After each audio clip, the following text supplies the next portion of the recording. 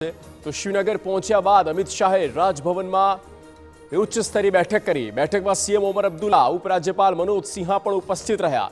આ બેઠકમાં ઉચ્ચ સુરક્ષા અધિકારી પણ ઉપસ્થિત રહ્યા। તે સમયના આપણે દ્રશ્યો પણ બતાવી રહ્યા છે। પહેલગામમાં થયેલા હુમલાની તપાસ હવે એનઆઈને સોંપી દેવામાં આવી છે।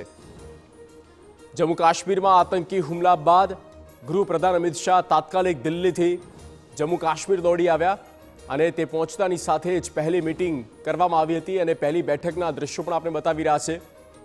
અમિત શાહ સાથે મનોજ સિન્હા, ઓમર અબ્દુલ્લા કે જેઓ જમ્મુ કાશ્મીરના મુખ્યમંત્રી છે, તેમની સાથે અન્ય આર્મી ઓફિસર્સ પણ જોવા મળી રહ્યા છે। આઈબી ડીજીની સાથે આ બેઠક મહત્વપૂર્ણ માનવામાં આવે છે।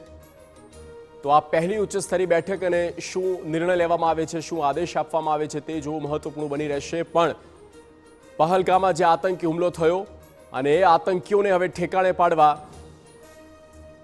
તૈયાર થઈ રહ્યો છે તેમના મોતનો તખ્તો।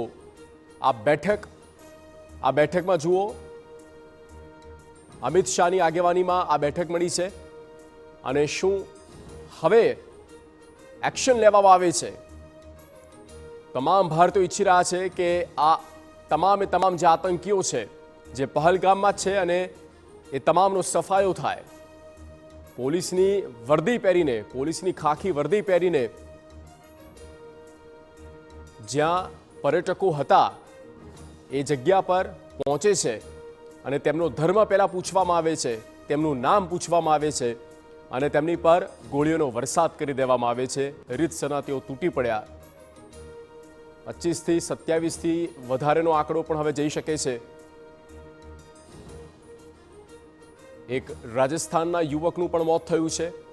જે ગુજરાતીઓ ત્યાં ગયા હતા તેમાં પણ કેટલાક ઇન્જર્ડ છે।